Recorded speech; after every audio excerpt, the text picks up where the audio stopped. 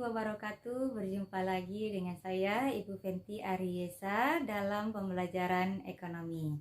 Nah, kali ini Ibu akan membahas materi di kelas 11 tentang pertumbuhan ekonomi. Nah, kamu tahu tidak, negara-negara di dunia terbagi menjadi negara maju, negara berkembang, dan negara miskin.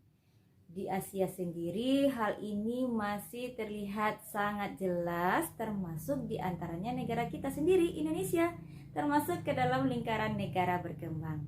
Bila dibandingkan dengan negara Jepang, yang sudah menunjukkan kapasitasnya sebagai negara maju, ada banyak faktor yang membedakan sebuah negara itu masuk ke dalam negara maju, negara berkembang, dan negara miskin. Nah, salah satu faktornya adalah pertumbuhan ekonomi.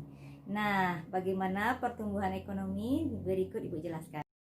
Pertumbuhan ekonomi dapat diartikan sebagai suatu kondisi yang memungkinkan terjadinya peningkatan produk domestik bruto dari suatu negara atau daerah, kemudian meningkatnya pendapatan per kapita, dan meningkatnya penyediaan fasilitas masyarakat dan infrastruktur. Dilihat dari pengertian tadi, maka unsur-unsur pertumbuhan ekonomi yang pertama merupakan suatu proses, kedua usaha untuk menaikkan output per kapita, ketiga pertumbuhan ekonomi memiliki kurun waktu jangka panjang.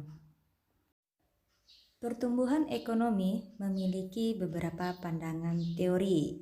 Yang pertama, teori klasik menurut para ahlinya seperti Adam Smith, David Ricardo, dan Thomas Robert Malthus. Kedua, teori neoklasik menurut para ahlinya seperti Robert Solow, Harrod, dan Domar. Nah, berikut dijelaskan masing-masing dari teori klasik dan neoklasik. Menurut Adam Smith, ia mengemukakan pentingnya sistem ekonomi liberal, yaitu sistem yang bebas dari campur tangan pemerintah. Ia meyakini bahwa menggunakan sistem ekonomi liberal, pertumbuhan ekonomi itu dapat dilaksanakan secara maksimum dari berbagai faktor seperti pertumbuhan penduduk dan pertumbuhan output total.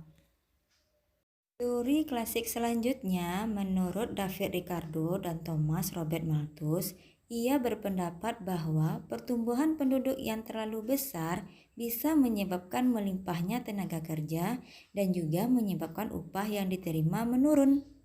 Teori pertumbuhan ekonomi neoklasik menurut Robert Solow, ada 3 faktor yang mempengaruhi pertumbuhan ekonomi.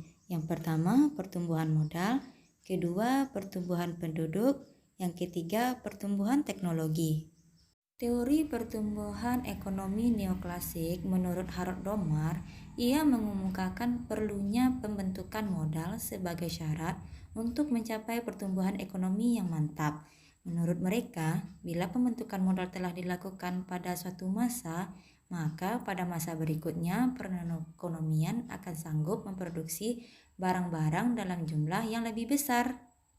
Menurut Schumpeter, pertumbuhan ekonomi terjadi bila ada inovasi dari para pengusaha. Nah, inovasi ini memiliki pengaruh sebagai berikut. Yang pertama, diperkenalkannya teknologi baru. Kedua, menimbulkan keuntungan yang lebih tinggi. Ketiga, menimbulkan imitasi inovasi.